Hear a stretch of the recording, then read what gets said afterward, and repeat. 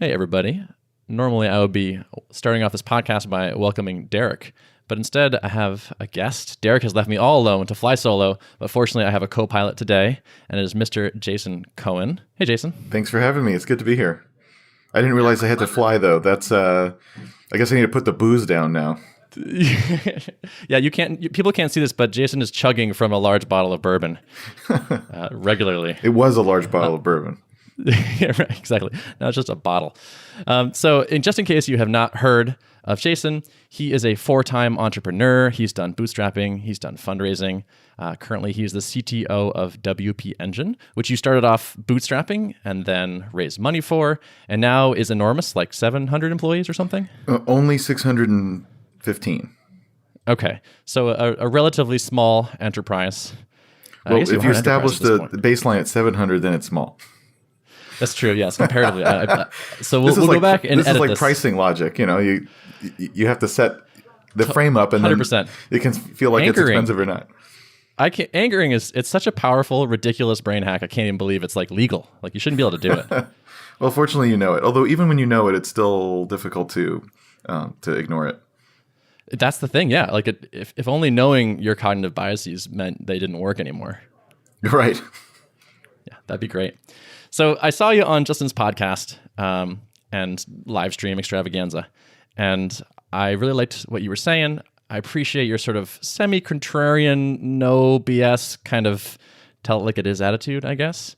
And also, I didn't realize that you did podcasts. So I was like, all right, I got to get him over here. Well, I don't know if I would say it was contrarian. That's a joke. Yeah, that's fair. I'm being semi-contrarian by saying it's not semi-contrarian. Okay, never mind. Yeah, right. You backed yourself into a tautology, anti-tautology. I appreciate anyone that will talk straight with people.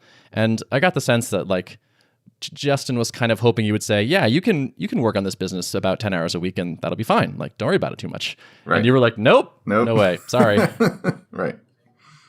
What's nice about being straight, even if it kind of hurts, is that you can get right to the solutions. Like, just stop beating around the bush about what's going on or what's wrong and it's nobody's fault. Like, just stop it. Let's just call it what it is, and then let's spend all the time thinking about, but what could we do?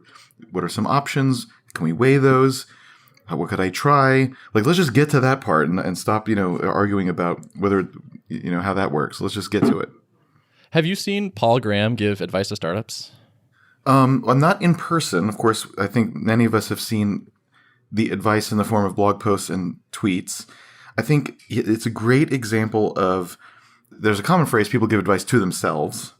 Yeah. Meaning, but what I would sort of amend a little and say, people have a certain thing in mind when they give advice, and it's often themselves because we're all egotistical, and of course I'm not an exception, but there's certain goals you have in mind or a certain context. Like for him, it's, you got to change the world and make something huge, and so that's the context, and so the advice is in that context, and it's not. And so, is that advice still accurate if you're a bootstrapper and you don't want to be the next Facebook? Is that still, and you don't want to be a Y Combinator company, which of course is what the advice is tuned for, Y Combinator style companies. So if that's not you, then is the advice right? And the answer is sometimes, because some advice is more universal, or maybe there's other reasons why it's right for you, and maybe it's not. So the closer you can get to an advisor who either naturally is aligned with you because they have the same kinds of goals and attitudes and worldviews and life trade-offs and other things as you. And so even though they're talking about themselves that it works, that's one way. Or someone who's conscientious and sort of aware enough to ask lots and lots of questions first to try to understand those very same topics so that hopefully the advice is tuned. So the reason I brought him up in particular is because I feel like he has a 0% buffer before he's like, stop talking, I have another question for you kind of thing. Like, it's, the questions are great, and his suggestions, at least for the type of companies he advises, I think are great. It's like if you had to condense everything down into 10 minutes, he's just like dispensing with all of the sort of pleasantries, subtleties, all that normal social stuff. That's good. They're boring anyway. Yeah, and especially if you're advising like 100 companies or whatever they were doing, I have to imagine you really need to do that. You touched on this thing that I wanted to ask you about, which is advice that's any good starts with like an hour of the advisor asking you questions about what your goals are. Yeah. And did you come to that conclusion because you had bad advice in the past that wasn't tailored for you? I'm not sure how I came to that conclusion, but I think it's more, as I give advice to others, I've realized that I'm speaking from my own experience and all those other things I just mentioned. I don't have to repeat them. And that's not necessarily right for people. I also, I don't know, maybe a decade ago had a presentation, one of these go to conferences presentation on this topic of advice and how to know if the advice is good, how to take advice. And I started with this premise, which I think is still true, which is if you find any advice whatsoever, I can find you someone else who's very smart and successful who will tell you to do the opposite. No matter what. Anything. The thing about being able to do it on the side, DHH says you can do it 10 hours on the side, even though that's not actually what they do with 37 singles, it turns out. But anyway, Sales says so. You can find it, and he's smart and very successful, so what the hell? And then you can find many people saying, no, you have to work very hard. Easy to find both sides. You could find people that say, you have to be good at social media like Twitter, and other people that say, look, I built a $100 million bootstrap business without ever using social media. It's easy to find all those. So given that, what do you then do? Because that means none of the advice is necessarily the make or break. And probably it's not true either that that's because advice is just good and bad and you can't tell. Probably all that advice is good for somebody and all of it is bad for somebody, probably. So it's not really about the advice, is it? It's really about how do I know what's right for me? And so that's how I eventually got to this notion of it has to be tuned to your context, goals, etc. All those things we just said. We can go into more detail on those things, I guess. And so then the advice giver is usually not introspective enough or conscientious enough to know that. Therefore, they're just giving advice. So therefore, that's not helpful. So the conscientious person knows this and therefore asks a bunch of questions. What are you trying to achieve? In what time frame? Do you care about money more than being at home? Do you care about changing the world? And if so, what does that even mean to you? Because it means very different things to different people, as it should, right? And I mean, there's maybe 20 questions, big questions like that easily that you could ask to really understand what a person's trying to do and what their strengths are and what they should avoid and help they may need or things they should ignore. And then you start getting into, okay, here are some real options that address the situation you're in and are consistent with things you're actually trying to do. And now we're into the realm of good advice, or at least the chance of good advice. Right. Yeah, it might still be bad. Yeah, well, who knows? You can't run life twice, right? You can only run it once. Which is all just to say, don't obsess about the damn advice. Try to think for yourself. Yeah. Try to limit it to a couple of main things that you're going to decide based on, a couple of main ideas, and then move on. Because even if you have great advice from a really good advisor, it's still maybe, who knows? And I think the exception is when it's very black and white stuff, such as, hey, what's the employment law in Texas about X? Okay, now there's an answer. And so that's good. You can get an advisor that gives you the answer, and that's a good thing. And if you learn that, then you have some experience you can bring forward. Good. So, there is such a thing as stuff that's just correct, but it's few and far between and usually not the strategic important stuff. I like this actually point here of even if the advice were perfect for you, like amazing advice, period, and perfect for you, even then, that's not really enough. Like all you know is like a blueprint at this point, but everything after this is execution, which is the hard part. And random and luck and stuff. Maybe you say, look, there's these three options, and you weigh it all, and option A is the best way to reduce risk and increase upside. And maybe, let's just say for the sake of argument, you could prove it, even though you can't. You prove it. Right, but there's still a chance for upside, and there's a chance for risk. And so even if it was the best bet, that doesn't mean it comes up right. The best poker players clearly have skill. That's why they're always at the last table, because skill. But they don't always win because luck. Right? So the same thing, except we have less skill and there's more luck. Do you still advise people at Capital Factory? Only one or two, because I don't have any time, and I certainly haven't done any new investments in a long time. Because WP Engine has taken all the time, and I don't want to dilute time, and I am clear that I want to do WP Engine and I want to be at home. And since I'm clear on those two things, I don't do other stuff. I used to have other hobbies, and I used to mess with companies at Capital Factory more, and now I don't because I'm clear on that. Does this position, your philosophy on advice, come from trying to advise other people on the regular? Yes.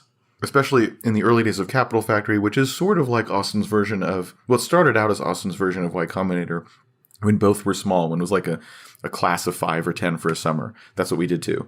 Now Capital Factory is hundreds of companies. Some are co-working, some are inside of a funding program. There's a whole bunch of stuff going on. with it. But early on, there were many startups that came through, some of which were in a program, so they were, kind of intense advisory and investment, and others sort of just there. And so by observation, you can see some things. And just by talking to a lot of founders, you sort of get a certain sense of different kinds of personalities and and you kind of see what things work. None of that's very scientific, obviously, but you do get a gut feel of stuff, and that's where this comes from. I don't have data that shows you should ask the following questions, right? This is this is just experience and trying to formulate something.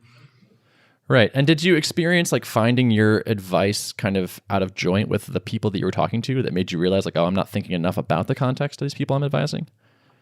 Yeah. So what would happen is they would say, well, here's our situation. And let's say, especially in the context of an incubator, you're usually talking about raising money because that's what incubators sort of gear you to. Most of them, not all. A lot of times the idea wasn't very big or the traction wasn't very good. The story wasn't really one that would excite an investor. And so I would say that. I'd say, look, you're saying these things and investors turn off when you say that because, whatever the reason is. You emphasize the team, but this team is not very investable because you don't have previous experience. Now, if you were just bootstrapping, who cares? Don't even have a team slide. In fact, don't have a slide. Get back to work. What are you doing? Right? Yeah. The very fact you're here pitching means you're pitching to an investor. Like, I don't know why else you'd pitch. And then this team slide is bad because these are not the qualities that an investor is looking for. But there are different qualities we can emphasize that are what the investor is looking for. And you can be more honest, going back to what you just said about like appreciating being honest and straightforward. Just be honest and say, look, this isn't the normal team that you see. So then how would you overcome that with an investor? If the team isn't normally investable because you don't have prior successes, blah, blah, blah, what would you do? Well, you could say, well, we could prove that we're a learning machine. We could prove that every month we learn stuff, change it, and the business gets materially better. And we never stop doing that. In other words, we could overcome the fact that we don't have previous success to point at by saying we are such an engine for building a great company that we know how to do this. And then you just really emphasize it. Have proof points. Show, look, we saw this, so we changed that, and then this was the result. We saw this other thing, we changed this, and this result was negative. So we did this, and then it was positive. And like you tell these stories, and no one cares what your bio is because who cares? You're able to do this, and that's obvious. So let's de-emphasize the team and emphasize these other things. Now, all this, though, is talking to someone in the sense that they want to go raise money. But then sometimes at the end of all that, they go, but honestly, I don't care about impressing that person. And I'm like, well, what, you don't? And they're like, no. Why not? Because I don't want to raise money. I don't want anyone telling me what to do. Well, then why are you in a pitch practice? Oh, they just said it would be good practice. Well, but see, so the whole thing is like, wait a minute, the goals were different. So none of this advice was any good. Yeah. You just said something there I liked a lot, which is you characterized a company as a learning machine. Mm-hmm. I dig that a lot. You're constantly failing. You're constantly not doing the right thing, and you have no resources at all. You don't have brand recognition. You don't have money. You don't have big customer base to motivate. Your social media has 4 followers. Like, you don't have enough time. You have nothing, right? So one of the few things that you have when you're little is you can change directions really fast. Because you don't have any of those things, like customers, you can make changes. You can change the product or the brand or how you sell or the pricing or what features are there or delete features. You have the ability to move really fast. So you should do that. Like, you should use the advantage that you have that your bigger competitors cannot do. It's one of the few things you can do. Another one is being really human. Big company's a big company. Every time you call them, you get a different person. That's the nature of it. You're not when you're little. You should use that. You should be on the homepage and you should be on social so that people have a personal connection. That doesn't scale. That's okay. Who cares? A, maybe you never want to scale, so that's fine. Or B, you do, but like first you have to get to the point where scaling is a problem. So move like on ways that a big company cannot do. So these are some of the few advantages you have. So to me, like, you must take advantage of them since you have so few advantages when small. You got it. So one of them is this agility that you just mentioned, which is to learn fast and react to it. A big company can't. Even if a big company learn fast, it can't react fast. And also it probably doesn't learn fast. And so be a learning machine that's always getting better. And that is a good recipe since most of what you're doing isn't quite right yet by definition. You touched on something that stands out to me a lot, which is embracing your humanity and your smallness. And I've seen friends running like one-person businesses that talk about themselves as a we in their like marketing copy. And I know why you would do that. I understand the feeling of smallness or insignificance. I think that would cause you to do that. But I think we're on the same page that you're abandoning something actually that's useful. So the issue with that, and I've done it too. I did it at Smart Beer for sure. So it's not like I'm not guilty of these things. Right. The problem is that you cannot, in fact, act like a bigger company. You will not deliver like a larger company will deliver. And that will come out. And then it's embarrassing. Because then it's clear that you've kind of lied. The usual reason why you say we and like act like it's huge is like, but see, this way people will trust us and become customers of us. And what will happen is, though, they expect we to answer the phone and emails all the time. Because we is enough people to do that. And that when they do talk to you, they talk to different people because there's we. They talk to the same person all the time. It's not we, and they detect that. So in other words, you're doing it to build trust that you're big, but you've done exactly the opposite. You've destroyed trust because you lied, and it's going to come out, when they interact with you. How come you barely ever release features and barely answer the email? Well, because there's just one of me. Now, on the other hand, if you're honest in the first place, there's one of me. People are actually happy with it. Why did the email take so long? Because it's just me. Oh, cool. Like it's totally. Just the reverse. It's like, that's awesome. I'm so glad I'm supporting an independent person. That's badass. Exactly. Oh, the servers went down. Being... because it's just me. Like, oh, that's okay, man. And that happened to us at WP Engine early on when our servers went down.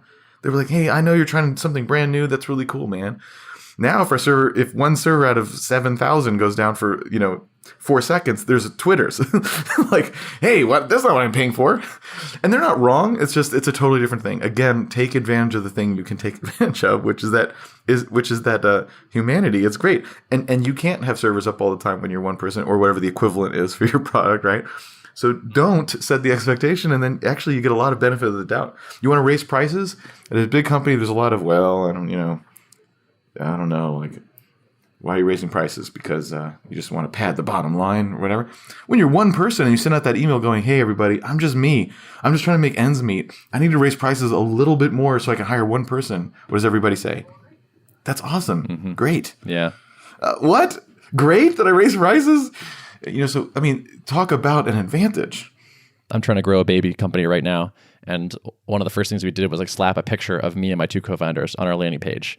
And it's like, this is Ben, Spencer, and Joel, and we're trying to make this company happen. And like, here we are, and here's our smiling faces. And like, we're glad you care about this at all, because we're literally just three guys in Joel's second bedroom trying to make this thing work. Right. It's great. And you get these loyal people because by supporting you, they're kind of part of it. And they are. Totally. Yeah. And like by podcasting about it and tweeting about it and sharing good and bad things, people like totally feel connected to the journey. Yeah. Someday it won't be there. Well, maybe not. Maybe it'll stay there forever. It'll be small. Like 37 Signals have kept it forever. So I don't want to say it will end. It may not end, or maybe it will. It can end. That can happen. Oh yeah, sure. But you want to take advantage of it while you can. There's a bunch of great reasons to tell people like the behind the scenes stuff. I think like I just philosophically I'm into that. Like I like to share the good and the bad and let people see what it's really like. And it tends to, I think people think of it as a cost, but I think of it basically as a positive, where it's like people get bought into the journey. It becomes like a drama they're following along with, and that only helps. And that they're even part of by supporting the business. I've literally had people reach out to me and be like, I don't even think I need your product, but I'd be happy to like send you, like prepay you for something just to kind of support the effort. See, yeah, so cool. Yeah. You can't buy that. Like Google cannot spend any amount of money on ads to make that happen for Google, right? It's cool. Like you have something even Google can't do. That's amazing. So do it. So don't hide behind a we where you just threw away that advantage. You touched on this concept in your conversation with Justin that I liked a lot, where you're saying when it comes to making decisions, I really like filters. As in, like you decide a thing, and that lets you eliminate a whole class of decisions. Do you have any like favorite filters that you apply right now these days or in the past? It depends a lot on the decision, like a hiring decision, product strategy decision. Should you move?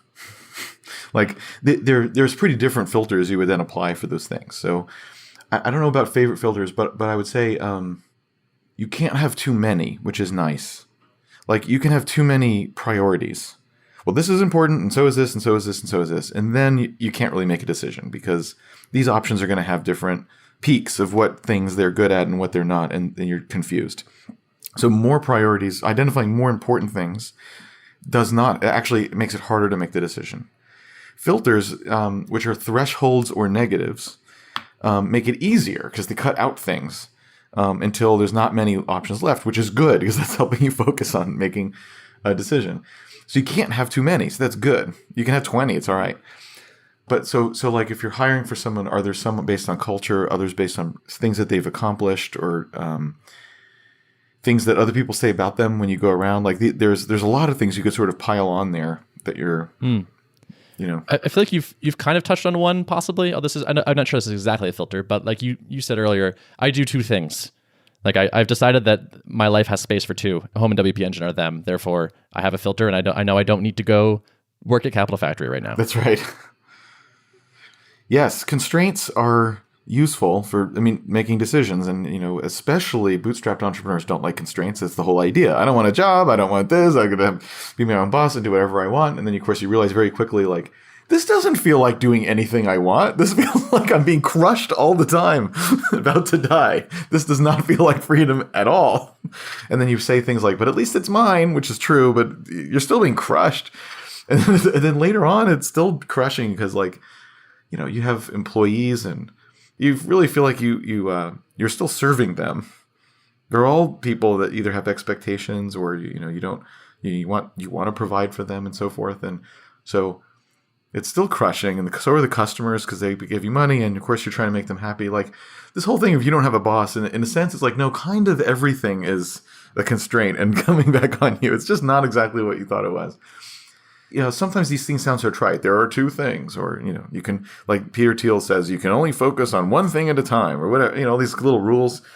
And now they're probably all sort of extreme in a way that makes them a bit ridiculous. The reason why they're kind of useful anyway is exactly that it reduces options. And that is good because you sit there and you look at the blank screen and think, what should I do? What should I work on? Should I write another blog post? Should I write this feature? Which feature should I do? Constraints, like let's say you arbitrarily said, here's my schedule for the day. From to I write code, and then from here to here I do this. Like, well, you don't have to restrain yourself like that. You can do anything you want with the whole day. Yeah, I know, but if I do that, it'll make sure that I'll do some of this and some of that, and overall, globally, I want to do that. So although it's artificial, I'm going to do it anyway. Same thing with a diet. Which diet is right? I don't know. Haven't we learned that that's not the right question anymore?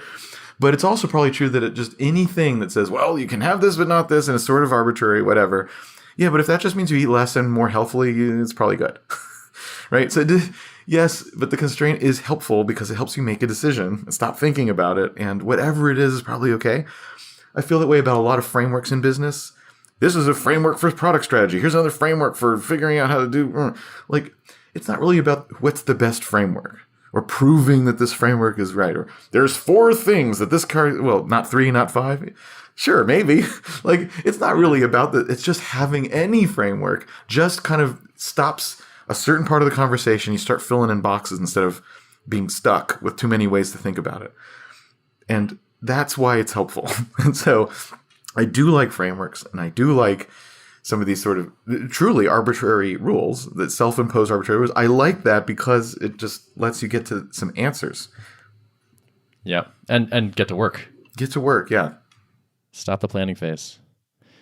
There's a part I want to quote from a blog post you wrote, which is kind of getting a little bit back to this advice, like what's good advice and how do you recognize it and all that. And I'm going to quote you, which says, as you accumulate a set of principles that you have a lot of energy for, you throw yourself into it and run to the extreme. Doing that is perhaps one of the truly universal rules of success, that you are all in. Applying an extreme amount of energy is more important than exactly which path you're taking. Yeah. I love that. Really that resonated good. like crazy. That's good. That's pretty good. You can print that. Yes. There's a funny story about there's a mathematician named Littlewood in the UK. This is probably late 1800s or so, and he was proofreading a manuscript by somebody else, and there was this quote in there, and it wasn't attributed to anybody. And he made a note in the margin that says, "This quote is amazing. I wish I had said it." And in the final version, it said, it attributed it to Littlewood. He had said it and forgot. That's amazing. Anyway, so I feel like that with the old blog post. Like, oh, that's pretty good. Totally. Yeah, I've had that same experience. It's better than I come up with now. Doing it, so I don't like the whole follow your passion. That's crap. Like, you can be passionate about stuff and chess, and that doesn't mean you should make a company doing chess. I think that's silly. But I do believe there's things where you do naturally throw yourself into it. And it doesn't have to be a topic like chess. It can be designing things or writing prose or writing code or whatever kind of creation thing that you like. Clearly, if you're in your zone, if you're in the flow and you have energy for it, many hours a day, not because you have to and you're not upset after, but because you love it and time flies by and you don't realize and you forgot to pee and all that. That's the good kind of all in. It's clear that being in that is more productive and fulfilling, both. So, and of course you can't be in there all the time, but seeking things where that can happen, that's just logical. And exactly to this point of, you don't know what advice is right. Actually, there's probably many paths to success and failure. Therefore, pick the ones that more naturally fit you, because whatever that is, at least you'll maximize whatever that option was. And even if you make some math that says that some other option was better, but what if you can't execute that better? Then it's still not better. So going back to that notion of what drives you in that way, that helps you say, look, even if it's a second best option in some objective sense, it may be first best in terms of your ability to execute. And that's a way to ask, what can I execute well? The trap is, especially when you're a founder, because that means you don't have a boss telling you what to do or holding you accountable. The trap is that you do the thing that you love, the flow thing, and not do the thing the business needs you to do. So if you're an engineer, the classic version is, I will add another feature today. When what you probably need to do is double the amount of traffic coming to the website because you don't have enough sales. Almost always the problem with any company is not enough sales. And I'm not saying that because VCs and growth, I'm talking about bootstrap companies, blah, blah, blah. Like probably the most impactful thing you could ever do is increase sales 10%. If you could add one feature and increase and double sales, then friggin' add that feature. But I'll bet you that one feature won't double sales. But there's other things you could do that actually might. And so there's no doubt that it's better for the health of the business to double sales in the next, say, 1 to 3 months than to add the feature that doesn't double sales. But you love adding the feature and you know which feature to add. And you will have customers that will genuinely be delighted to have that feature. Those are all true.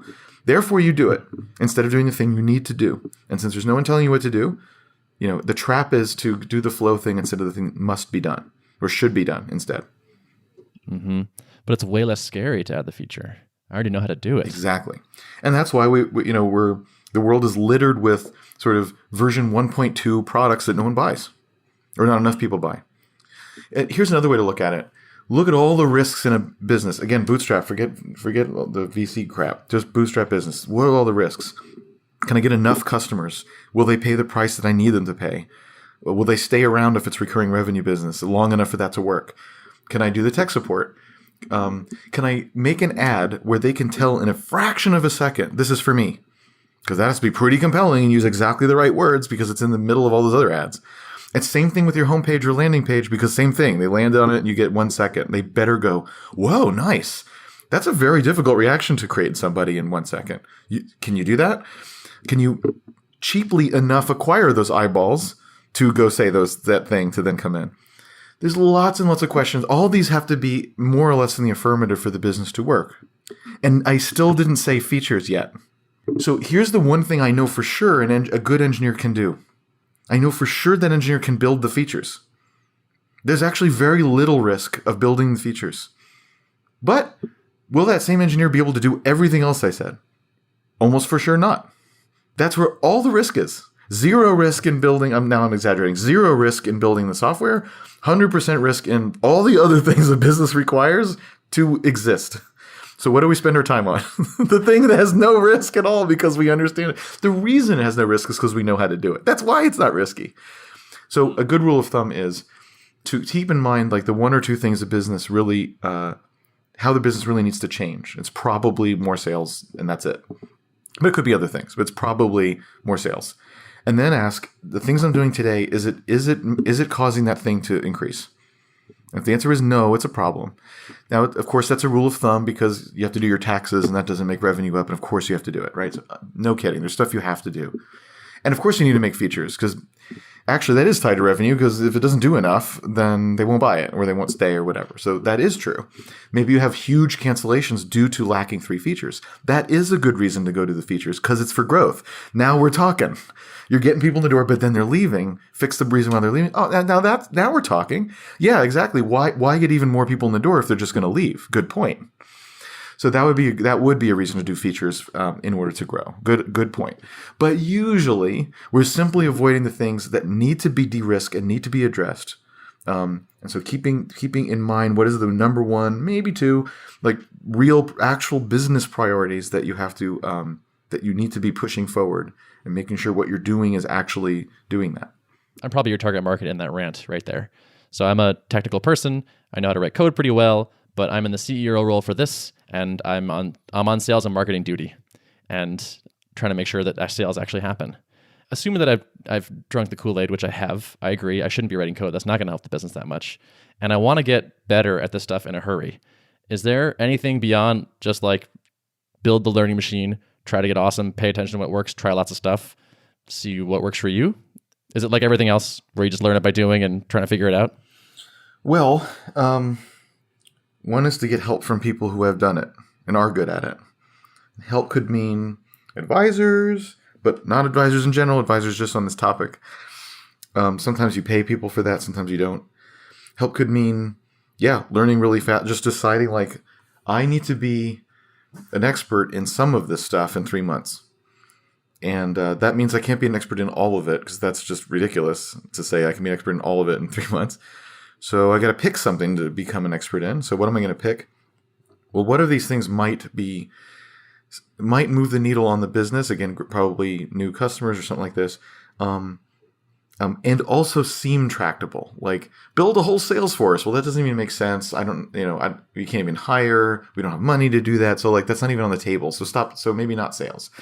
Or maybe it's self-fulfilling sales, or maybe it's building an email list, or maybe it's I need to get one paid marketing channel to work. Doesn't matter which one, but like one of them has to work. So I'm just I have to go ape and do nothing but live in paid marketing places doing experiments and blah, blah, blah, trying to make one work. Because if I can unlock one, then we can pour money into the one because we can afford to because it's working. And then once that's established, then you could take a breath and ask, what's next? Do I try to find another one? Maybe it is time for sales. Maybe I can hire someone at this point. Maybe hire someone part-time. I don't know, but I have a few options once I have one working. So just getting one working really well, that's my goal. And I'm going to define really well as it's pulling in, it's creating, 5K of MRR per month, or I don't know, just make up a threshold that says that's really doing something. Just trying to focus down on one thing, and then there's probably a few options of how to get there. At WP Engine, there were some things like AdWords where I was able to find there's sometimes consultants who will work on pro bono is not quite the right word, but like on a performance contingency. So like if you don't get at least this much, the cost per conversion has to be at least X, or else I don't pay you, or I pay you some minimum amount. On the other hand, if you blow it out of the water, you can make a bunch of money, like that kind of stuff. So that can work sometimes for a bootstrap company who was like, if it fails, I can afford it. And if it doesn't fail, then I will have unlocked something that I can afford to pay for. And then I can, revisit at the end of that contract period what to actually do to make it sustainable. So I did that at WP Engine. That's possible. Same kind of thing with, really any paid stuff. It could be AdWords. It could be other channels. It could be affiliates is another whole universe. That's a whole different sort of a thing. It could be email marketing, although I think that's more of a longer term play like content marketing is, where you can't just do it and get a return. You have to do it and work it. And so it's strategic, but it may not be fast. And that might be okay. You might be all right with strategic and slow. We're already doing content marketing, which is that. So maybe it's okay.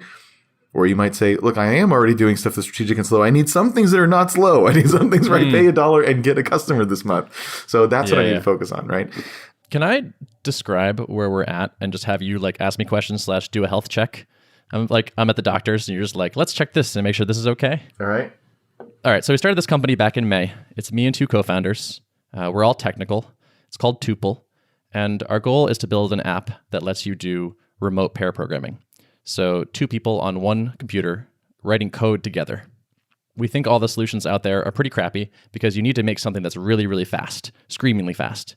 And the existing things out there have too much latency and people don't like them. I started off by doing pre-sales. So I reached out to a bunch of people. I have a bit of an audience. So I came to this with an audience, which is nice. I've been working in public for a long time. So I had a bit of a Twitter following and some email people and a podcast. And through that, started getting people on an email list and actually populated a paid alpha. So pre-sold about $8,000 worth of people on that. So we have a handful of teams and a handful of individuals who have said, yeah, I want to try it. I want to be your first customers.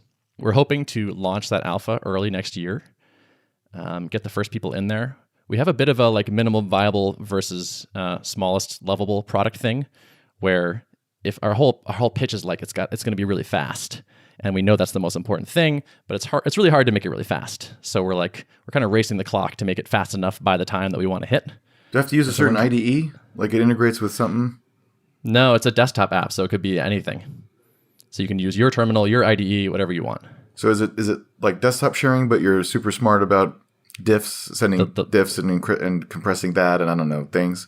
That's right. Yep. And like really good keyboard support and dual mouse and also pairing specific features. Like I can send you a link and it auto opens in your browser so we can look at the same Stack Overflow article really easily kind of thing. That's nice. The interest is great. We got through like 3,000 people plus on our email list.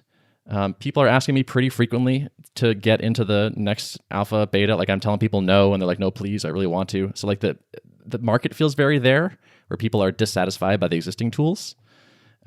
We've promised a lot and it's a kind of a hard thing to deliver. So that's like one of my concerns is like, I think we eventually will have a great product that will deliver on these things that we're saying, but to do it fast is hard. So we're kind of in this thing where it's like, we should get something out there and get the feedback, but also like, it's going to take a while to get it to where we want to be, of course. So we have this sort of push-pull going on. So first of all, I'm kind of hung up on this thing of like, if it's not really, really, really good, then the business isn't going to work. I do see that in the long run. Like, why would someone love, like not just like, but love the tool? Like latency that's so low that you don't even know what's going on. It totally is that, especially with developers. So like, well, how does it work? You know, like I get it. I totally agree. But this whole thing of like, well, we launched in May, except it's still in alpha and we're as far, it's still going to be hard to get the stuff we want. And yet everyone's asking for it. So to me, that sounds like a contradiction. You're saying that customers are saying, I want to pair program with it. And you're saying, no, you don't understand. No, you don't. Because it's not a little bit faster. So, you know, one thing to consider is they may be wrong because, like you said, you may be promised a certain thing and that's what they're thinking and they won't get it and they'll be upset. So they may be incorrect. But what if they're correct? What if they don't? What if you're right about in the long run about having the best product? But what if you're wrong about what people will pay for today, pay for now? So, for example, if I'm used to a workplace that has pair programming and on the other hand, the engineers in the building say, we'd really like to work from home sometimes, but there's no way to make those two things work. Pair programming and working from home is hard to do simultaneously. So here's Tuple, a way to do that. And they're like, oh my God, I could transform the way that I work. Except you're saying because the latency is 100 milliseconds, not 50 milliseconds, I'm not allowed to do that. Dude, I will take a slightly higher latency so I can work from home. Do you understand the transformation that is? The difference between not having Tuple at all and having a slower than it will be Tuple changes my life. And the other part makes me go from Tuple is required to, and also I love it even more. Why would you stop one until you have the other? Bad. No, let them do it. So I don't know which one's right because, you know, maybe you're right. Like the experience is so bad right now that actually they would be disappointed. I don't know. But my guess is usually creators are extremely self-critical. If it's not all the things that you imagine, it's just not good enough. And you're in fact you're not even proud of it. And you certainly feel bad charging money for it because it's not that good. But this is the wrong mentality for a new product. It's the right mentality for a mature product and maybe even a mature company who can't really have a crappy product because it would be like Apple has to make a product that's all the way done, even if it's new, because it would be contra brand otherwise. Fine, but none of these things are relevant to you or me for that matter, right? There are those phrases like if you're not embarrassed by your first version, then you release too late and all that kind of stuff. And you know that because you said SLP and all that stuff. So you know all that. But still, maybe you're doing it anyways. Maybe allowing all those people to do it and charging them for it even would work. And they would say yes. And then look, your company would have a lot more revenue, which would be great. It would help you do everything. Sure. Revenue solves all problems. And so, maybe they're wrong because they don't understand how bad the experience is, but maybe they're right. Maybe they don't even need link sharing. Maybe there are certain use cases like the one I just mentioned, but I'm sure there's other more common ones where, no, you don't understand. They have zero. You help them go from zero to something, and that's huge, and they'll pay for it already. Then you can go file the edges so you can charge more, or they can be more thrilled and tell their friends because it's that good. Yeah, then. But going from zero to something could change for a lot of people. So one is that. One is remote workers, just in general, like companies that have remote at all. Also, I would ask like what kinds of organizations are obsessed with pair programming at all, like whether or not it's remote. So like if I'm an extreme programming organization, then I have to. I doubt there's very many of those, but just, whatever it is, maybe some famously are. If I'm just obsessed with pairing at all, I might need this. I mean, who knows? Like, who knows what the use cases are? Even if I'm in the same office, there might still be a reason why we don't, but like it's actually nice not to sit next to each other for some reason.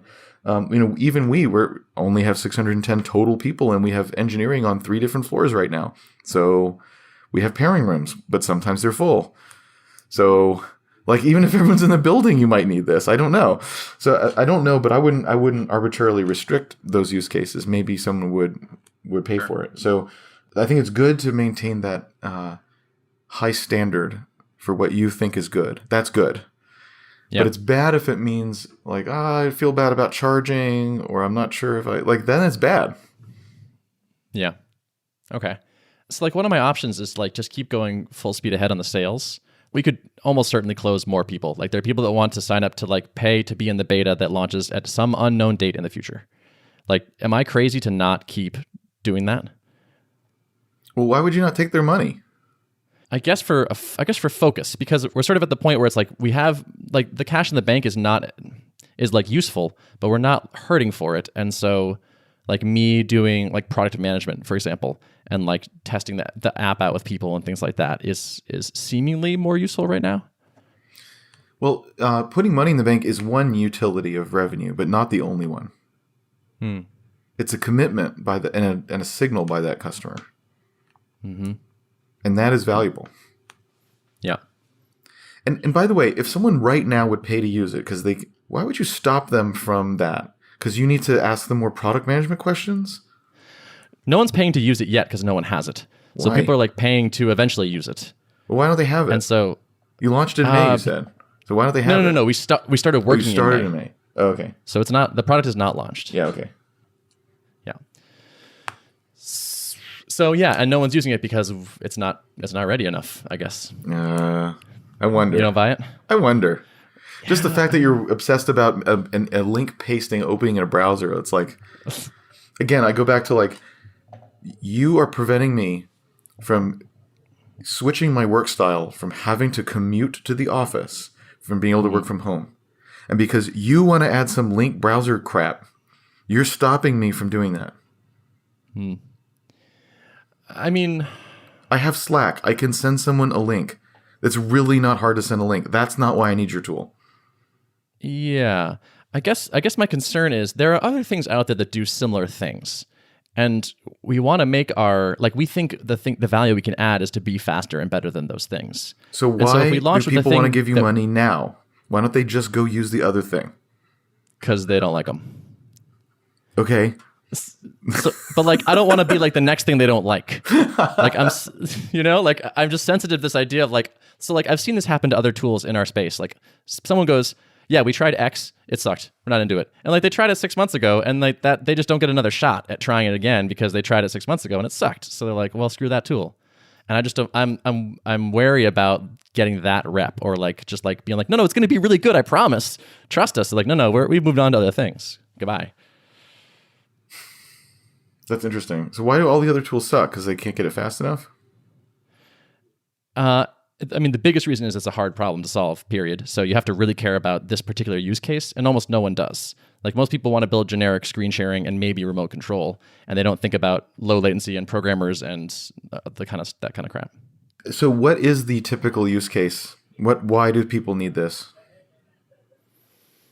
I think the best use case is you have a distributed development team and you want to collaborate. It's easy to feel super isolated and get knowledge silos and all that, particularly when you're remote. And so it's nice if you can pair program anyway, even though you're home. And so you're saying, look, they could get on Slack video or Hangouts now. And then the problem is that it's high latency and other things. Yep. So if you give them a product that also has high latency, even though it's quote unquote for developers, they're like, whatever, I have Hangouts and it doesn't work. Right. Yep. So you want to wait till it's better than Hangouts. Yeah, that's my thought. How long do you think it'll take before it's better than Hangouts, that the three guys who are good at engineering will beat Google at desktop sharing? Great question. I don't know. Like, it's tough to say. Like, we are making steady progress. The numbers get better every week, but like I said, it's a hard problem. It's hard to predict when it'll be. Here's another interesting enough, thing. I guess. Your audience is devs, and that's great and bad. The bad thing is they all want to tell you, like, you should add this feature and it'll be easy. And they have some reason in their own mind why it's easy, and they're probably wrong. The good news is they're devs, and so they geek out about the same kind of things. And they understand what alpha means. They understand a graph that shows latency and how it improves over time, and how that might imply that in the future it can continue to improve. I remember at Smart Bear, of course, we also sold to developers only. And that was really helpful. When there was a bug, we could actually explain why it was a bug. And a lot of times they were like, wow, yeah, no, I totally see why that would be a bug. And, right. And like in a way that you could never do to another type of customer. And you really got this, like, not benefit of the doubt, but you got this understanding that was really, really cool. Same with features. We really want this feature. And then you could really geek out in crazy detail about why it's hard, or why, well, but in these cases it doesn't really work and we're not sure how to solve that. And they're like, yeah, I see that. Dang. Yeah. And like, wow, I just like said no to a customer feature and they understood. What the hell? So with that spirit that you can, if you communicate about the geeky stuff, they actually typically come along. If you what if you publish the latency chart week by week? And so you're like, look, we're entering alpha, and I'm telling you right now it's not good enough. Because here's our chart, and here's the line of what good enough looks like. And look, see how we're not there? Yeah. See that? Right? Like, I'm telling you right now it's not good enough. But look at our trajectory. Yeah. So if you want to, you can start using a tool that we know is not good enough, but might be enough to get the job done better than not having it. And you can follow along. Yeah, I like that. That's like the we thing, where it's just like, yeah, it's just us. It's sort of the same idea. It's like, look, we're being honest with you. We're not trying to pretend we're bigger or better than we are. It's like, this is where it's at. This is reality. It is, but I guess what I'm doing is trying to tap into what you said, which is it isn't good enough, and so you get this reputation of this tool sucks, and I'm not trying it again. So how could you dispel this notion of the tool sucks today, and so it will always suck? Which I 100% agree with you about that people do that. Yeah. Well, one way would be if you were crazy about this graph. Like, what if it's so crazy that when you install it and it comes up, it says, "Hey, all, this is our graph," like in the tool, like not at the blog, but in the tool. So that when you run the tool, you cannot escape the fact that you know it's not fast enough, but you're working on it and it's improving. So hang in there. And if it weren't a dev audience, you're probably still screwed. Like, what is this? But with a dev audience, you can geek out about this crap. Learn more about how hard latency is. Click. Here come a bunch of tech articles you wrote about, well, even measuring latency is hard. Is it the 99th percentile? Maybe it, is median right? Not really, but there's this other way. Because when you're really using it, if it hiccups every 5 minutes, but otherwise is clean, that actually is good. Whereas if the average is a little higher and it never hiccups, it's actually bad. Exactly the opposite is true in audio, and that's why all that shit's wrong when it comes to us. Blah, blah. I just made all that up. I don't even know if that's true. But like, just geek out about like, this is what even latency means and how we think about it and measure it and all these algorithms. And then, so because of the way we define it, we have these like here's the little test harnesses we use to like micro test some of these things because of this macro thing. Of course, only the macro matters in the end, and you don't want to pre-optimize, but blah, blah, blah, blah, blah, blah. You do that, and they see that graph, and it's not fast enough, but they know that. Now do they stick around? I don't know, but it's better bet. And if you can get that revenue going, because revenue is this, it's a commitment. They're part of it. They're loyal. They'll talk to you about stuff. And maybe they'll talk now, but it's different when they're really using it. Then you're getting real product feedback, right? Maybe they share it with others. Maybe they share the articles about the latency because everyone, we all like to geek out on stuff like that. That doesn't mean you release it now, but like, there's got to be ways to say, well, I'm worried, like you just did. I'm worried about X. I'm worried that it's not good enough and we'll get a reputation. It's like, well, what if it's not good enough, but you actually have the reputation of being super awesome geeks as opposed to the reputation of being slow, even though it's the same product because of how you show it, right? Huh. Now, on the one hand, you've just set yourself up. If you can't get it there, sure. But you just told me if you can't get it there, it's done anyway. Right, yeah, we're screwed either way. Yeah, anyway. Can't get it there, yeah. Now, the real ultimate thing would be to say, so this whole thing about latency and measuring it, could that become an open source package that people contribute to? The part where you measure it. Conversely, what about all this video codec or whatever the hell you're doing for all that part? Can that be an open source thing that people can contribute to? So when people say it's not fast enough, you can say, well, jump in the codec and see if you can make it faster against these pull request welcome, jerk. Yeah, run the Docker container with the integration test and see if you can make it faster. And suddenly it's a contest. Now that's a lot of work to go do and run and so I'm not saying that that's necessarily a good idea, but what I am doing is trying to say like how creative can you get in engaging what you have, which is a very specialized audience, which is other developers. That's not the normal customer. You can throw away a lot of the normal customer playbooks. You can talk about all kinds of weird stuff. In fact, it's better. It's better. Totally. A developer would rather buy from a geeky developer why do people buy Marco's podcast crap? Because it's Marco. And he geeks out about microphones. That's why, right? Like, this works. This works. So geek out about the damn thing. And I'm sure his software wasn't so good at first, but everyone knows Marco's going to obsess over everything and it's going to be better. You can win that. You have a platform and things like the podcast and blogging and the email list and stuff, reputation. You have a platform in which you can do that. Great. Take advantage of it. Do it. Take advantage of the weirdness of your audience. I would say. I like that a lot. Now, open sourcing is that's a whole nother thing. Like, what if no one contributes? Are you managing pull requests, which is now more work? Just making it open source is kind of, you got to pull it out and, I don't know, do things and document stuff in a way that you don't need to do now, and that's just time. What if you don't want to accept someone's pull request? Now that's a thing.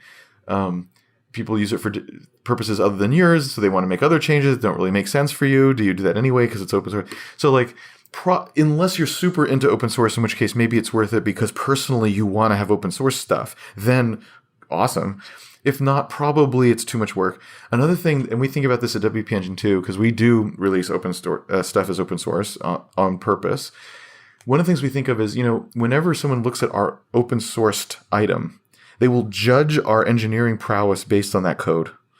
So even if the whole point of this was it was a skunkworks product, that's not at the normal standard that we use. Nevertheless, we will be judged on that standard. So even though it's on the side, we actually have to make it really, really good in terms of everything, quality and tests and documentation and, CI/CD and whatever, because we'll be judged. And actually, so it turns into a whole lot of work because we'll be judged and we want to be judged well. So again, maybe not a great idea at this stage for those reasons, but it's kind of fun to talk it through anyway because it's a possibility, I guess.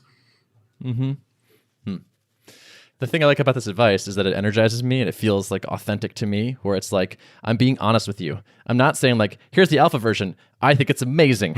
I'm like, here's the alpha version. It's not fast enough, but like, don't worry. Like, we're working on it. We're going to get it. Well, what if you got a tool like that and it said, hey, it's not good enough? I bet you'd use it and go, it's okay. Hey, if you're going to make it even better, great. Like, again, it's just like we said at the top of the podcast. You've just anchored it as like, I know it's not good enough. That actually could be good. Yeah. People say, oh, it's pretty good. If this is going to get better, then okay, I'll come along for the ride, but it's fine. I like the link thing or whatever, Yeah. I also feel like it would make, like, that honesty would make me want to help improve it. Right. I would be like, you're right. It does have some rough edges. You think about this thing. I noticed this one little bug over here. Like, maybe take care of that one. That might be good. Yeah. And what if you do, and the latency's still not better yet? Will I come along for the ride on the latency, given that you're honest about it, and you're doing other things that I do want? Maybe. Like maybe that relationship's good enough, right? Yeah. Interesting. Just think of it yourself. If you got a tool like that, how would you react to that, right? Totally. Which is not a great question, actually, because you're not like your customers at all. They have jobs and they write code. So, like, you're not actually like your customers. So that's not a really good question. They have jobs and they write. I like that, yeah. And income and, yeah, an office. What is that for? I don't know. Yeah. That's funny. I like that. Anything else jump out to you, or should we just wrap it? One other thing about DevTools, again, having bootstrapped a company that sold DevTools, I think in general it's fun to sell to devs for the reasons we just said. When it comes to the money and the getting money, it's actually kind of hard. Like, people that type code into computers generally don't have a budget. There is a budget. Yeah, there's a budget somewhere, but they don't personally control it. Sure. Right? The front They're going to have to go ask. Or the frontline developer. Yeah. They have to go ask, and it can be hard to get on the radar of the other person, because that other person who does have the budget, they have lots of concerns and worries and things. It's hard for like some random tool for something to sort of get on the docket. I find it's different for different size companies. The smaller the company, of course, the easier it is for someone to whip out a credit card, and it's fine. And the bigger the company, once they decide to pay, you're on there forever, because now it's a tool in the tool belt, and they sort of have to pay because it's like in the list. So that's great. It just takes a little bit more effort to get in the list. Yeah. I'm going through that right now. Yeah, and there it's helpful if there's more than one team. Even better is like multiple business units, but just more than one team. So in other words, if it's just one team out of 20 teams and that team wants it, that is very hard to get the senior director of whatever it is to like even pay attention to the thing. But if there's like 2 different teams, then it's different. It's like, we tried it and liked it. Someone else in the office tried, the totally different team tried it and they like it. You know what? Maybe we should just standardize on this. Let's just buy this. That's a totally different thing. It becomes a thing that we do as in our processes as an R&D department or whatever. It becomes a different thing, and it's a much bigger sale too. Like there's more seats. That's good. So, typically like that helps get over the line on those bigger organizations with dev tools. Even though of course it takes more time, it's more work, but it can be 10 or even 100 times more revenue per customer, meaning company or organization. So so maybe that's worth it. That timeline's worth it for that. Of course, this could be a viral tool in the real sense of the word viral. 2 people use it, then a third person wants to use it for a fourth, so they get in. So I think it'd be very good if the business model, and you probably already did this, but the business model allowed these incremental ads, like just throw someone in, and later we'll come back to your boss, and they won't have a choice, because she'll look at it and say, "What the hell is this?" And you say, "Well, 10 people are using it. Wait, 11 people are using it." And she'll go, "Oh, damn it. What do I have to do?" And you're like, "Well, you buy the license that lets you use it up to 20 times, and we'll come back to you if more than that use it." And she goes, well, either I have to go and tell everyone to stop using it, or I pay. So that's almost for sure the right way to go, is to make it viral that way. So one thing that we had thought about doing is make it so that in a given pairing session between 2 people, only one person needs to be paid. So it's like if you buy it, you can use it with your friends, but your friends can't use it with somebody else. And the thing is, you want the friends to use it with somebody else too. Like that's how viral works. Like you've skipped the part where someone's infected. Right? That's interesting. So another way is kind of there are other tools which come behind, like Slack, like Asana, etc. And I pick those because those are other tools which are viral and work well in the business world. And are viral, which is very different than consumer and viral, which obviously isn't. But the business world viral are certain companies. And so what they'll do is they'll say like, well, we're never going to stop someone from making an account and using it. Because if they're made an account and they don't use it, it's hard to go to the boss and ask for the money.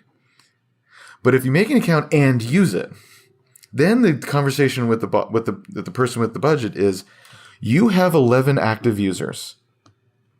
So we need to settle up. See how different that is? And like 11 people logged in this one time. No. Okay, well, they don't need to log in anymore. That's the answer. 11 people are using it, and it's growing. And actually, we're behind on licenses because you only bought 5 or 0. So we kind of need to true up. Like we don't need to go back in time. None of that kind of stuff. It's fine. It's fine. We're happy to be generous about that. That's not the point. But we do need to true up. Let's just go ahead and get you on the 20 pack so that we don't, let's just get you trued up there. And then we can go back to sleep. So it's a totally different thing when they're actually using it than when they're not actually using it. So I think it'd be better if they were in the system actually using it, and then you can have the payment argument. Interesting. Okay, I'll have to think about how that would work. Yeah, it's not necessarily easy to design, but these are fundamental business model things that could really, really change the trajectory of the thing. So unlike a Slack, like Slack is often used for people that are not at the same organization. So that's an interesting way that it becomes viral. But pair programming is probably with people in the same organization. So it colors the way you think about what viral means. So it could be, when the first person in the org signs up, they kind of establish this company object, as it were. And then things can slot in there. And why would you do that? Because you don't pay for it. Because it just works. Otherwise, you have to pay. Or I don't know. Like there's some... or it's by your work email address, so there's a domain so you can tell. And so like some way where... yeah, like we can just keep using this, and then we'll see if we really like it. Then the argument is it's already here. Either pay or tell the developers they have to stop using a tool they like. That's hard. There is no manager who wants to have that conversation with an engineer. They might say there's no budget, but like they don't want that. They really would rather not have that conversation. That's interesting. So this is interesting because this feels kind of like a bottom-up approach where it's like let people use it in a low-friction way and then hopefully come back and we'll pick up a sale and figure out how to make it work there. I've had pretty good success so far in basically like pre-selling a certain number of seats at a pretty high price for an annual plan. And like that's pretty cool too. Yeah. Like, I mean, do it. I'm pretty into that. Well, you say that, but no one's using it. You say you have success, but that's not really true yet. Yeah, right. But I'm with you. Like if that's the mode is like we're gonna have a sales team. Marketing is gonna generate leads for the sales team, and the sales team is gonna call in and make annual chunks and like 50K at a time or whatever kind of things. I think that's awesome. What Slack does is both. And again, I'm not saying you have to do what Slack does. These are just ideas, right? And things that have worked in similar context. So what Slack does is both. There's an easy way to just get in there and go because that's part of how anyone even knows about it in the first place. Again, even if you're having that conversation about the whole thing with someone, if they have one team that's actually using it and saying, oh, yeah, we like that, how much easier is the sale now? So it's pretty easy to argue that some kind of grassroots bottoms-up thing is helpful, even if you're selling from the top down. And then, so what Slack does is that's easy. And then maybe you just buy the number of seats that you have, and that's fine. Maybe they go to the top and say, we could do that, but then we're going to be coming back to you all the time, and you're going to keep paying a different amount, and your budget's going to keep changing. And you know what? If we just go with an annual license and cover up to X people, the unit rate goes way down to this, and we'll just talk again in a year. That's exactly what Slack does, right? That is also what some other companies that do dev tools in particular will do. So there's this grassroots and this like, hey man, we can see where this is going. Why don't we go ahead and like get this all organized? And that's a good argument. And then you can sell either way. You can go in from the top. And at SmartBear, we did both. At SmartBear, sometimes we would go into at the like CTO level or VP of engineering level, or sometimes at a big company like a Qualcomm, there'd be an entire group just about programming quality for the whole company, like a whole group devoted to those things. So it depends on the structure, but there would be someone who, in that sense that you're saying, is like kind of above it all, either in the org chart or because they're tasked that way, which this could be that too, by the way, right? Pair programming could be something that a group like that would consider, right? And so sometimes it would go in there and they're like, great, let's buy 2,000 seats and that's the trial. And if that works, it'll be 8,000 seats. Like, you're like, whoa, trial, that's... What? Yes. Right. So there is that. We had that motion, but also we'd had the motion where in our case, it was code review. So just like you, it would be a group of people. So we'd have a group of people try it, and there's just 3 of them, or maybe 10 or something like this. And if it works, they go get the money, and then another team looks at it. So 4 months later, we see another sale for a little bit more. And then eventually we sort of go high up the chain and go, look, you now have 4 different teams across the country using this. It seems like this is what you need. Why don't we? And so sometimes we'd grow that way. So it did both in that case. I know it does both in Slack too. I'm pretty sure Atlassian is the same way. right? Like someone sets up a Jira, someone sets up a Jira, it's free or it's cheap. Eventually they go, you just need one Confluence for everything because having millions of wikis is not good, you guys. And everyone agrees. And so then they make the one big Confluence and charge you whatever. So again, I'm not using those to prove, quote unquote, that this is right, but just to show, well, there's a lot of successful footprints along this path. So and you do have a viral component. Therefore, maybe, although that's work, maybe that could really help the business be successful, because as we all know, the business model is just as important as a feature, and the business model is just as tuned into product as features is. It's not marketing, sales, and business model on the right and product on the left. We all know that's not true. And here you have a product that's naturally viral, which is amazing. Most dev tools aren't. And so a lot of these things don't apply to most dev tools. It's more like that one engineer has to want it, or like you said, like it has to be mandated from on high, which is not very common. And so that's hard. And that's like, so it's super hard to sell an IDE, for example. So they're all free. You notice that? Like, so some aren't. Like, there's like 2 that have figured out how to do it and they're still around.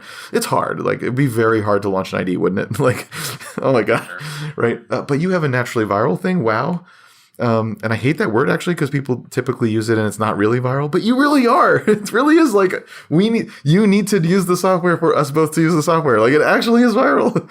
Yeah. So, yeah. Wow. So I would like lean into that. And even if that means, product features that allow for certain pricing things to happen, man, though, that could mint the business in terms of the business model. So that doesn't sound like a bad use of time. Now, is right now the time? I don't know about that, but because no one's paying anyway, so maybe it doesn't matter. But maybe architecturally, you could think about that in terms of what does it mean to sign up? What does it mean to be part of a company? How do you account for that? How do you see that? That's where you could think about that. Right. Yeah. And is the key thing to think about there making it spread easily? Is that the play with the viral situation? So if you go to the breathless Silicon Valley type podcasts about super growth or whatever they call it, then what you just said, the answer is yes. The point is spread like a virus and things, which basically treat your users like units, humanless units to go exploit with your viralness, right? Mm-hmm. So yes, in a more friendly way, yes, of course the idea is to spread it. Of course we want you to spread it. But rather than in this mean kind of heartless way, you can think about spreading it in the way that says, when I find something I love, I like to spread it. It's because I want other people to use it because it is good. And also it makes me look good to spread something that is good. That makes my reputation go up, right? Yeah. Or just, we are a distributed team and 2 people used the tool and they liked it. And so of course they each want to use it with somebody else because like it's actually good for them in their use case. That's why, not for some nefarious reason or some weird built-in horrible thing, but because actually they want to. So yes, the point is to spread it, but you can come at it from an attitude of spreading it for good reasons. Like, it really does help. This helps us work in the way we want to work. Hooray. That spirit of spreading. And so what kind of language goes with that? What kind of features goes with that? What would be allowed or disallowed in that case? When you have that mentality, you might have different answers to that than if you have the mentality of, like the Facebook mentality. That's a different mentality for how to make people use it or make people increase engagement. It's a different reason. So you make different choices. Even though anybody with a tool probably wants to, quote unquote, increase engagement or utility. Sure, like, of course. Yeah, that's not bad. But like your attitude toward what that means really matters, because you will make different product and business decisions as a result. So like this thing about charging, I think you do want it to be easy for for the nth person to invite the n plus 1th person to do it, because that is better for them and it helps you spread. And the best way to do that is not make the n plus 1th person pay right now. That would be the easiest way for this to actually happen. Good stuff. Yeah, one of my favorite lines, which I wish I invented, but I did not, is that there's only 2 industries that call their customers users. And one is the drugs you buy on the corner. Yeah. And the other is us, I like that. the users. Yeah. So if you think of them as users, like, right, then it's bad that you're infecting their world. But if you think of them as customers and you're thinking about that people really want to work this way and you're helping them, and of course you want it to spread so that you can get paid for that. Duh, like that's not evil. like if you're calling them customers, so in my language, if you're calling them customers, it can be good. And if you're calling them users, then it's not. Yep. I feel the same way. Awesome. This was really helpful. I don't want to take any more of your time, but it was great talking to you. Same. This is fun. Of course, I love dev tools because I'm an engineer, and I love dev tool companies because I made one. So, yeah. I didn't even realize that overlap there, but that worked out nicely. Yeah. Tuple. So some people at WP Engine want to work from home. So I don't know. Maybe after this they'll. Too bad they have to pay. No virality allowed. That's right. They'll suddenly get an email. Hey, we're gonna try Tuple. Yeah, cool. Well, plus I just told you that the product is too slow, so I don't know. We'll see how that turns out. Perfect. Yeah. Awesome. Is there anything you want to plug, by the way, while you're here? Point people towards. Well, if you like this philosophy of business. Just as you said, people who like you or your way of doing things, maybe they just want to do business with you. So maybe it's the same. And if so, it's WP Engine, WPEngine.com. And we're the largest and the most sophisticated platform for running WordPress sites. So if you feel that way, then there you go. Obviously, this the intent is not to plug anything, but there you go. I've been a customer in the past, and it works beautifully. So nothing but good things to say there.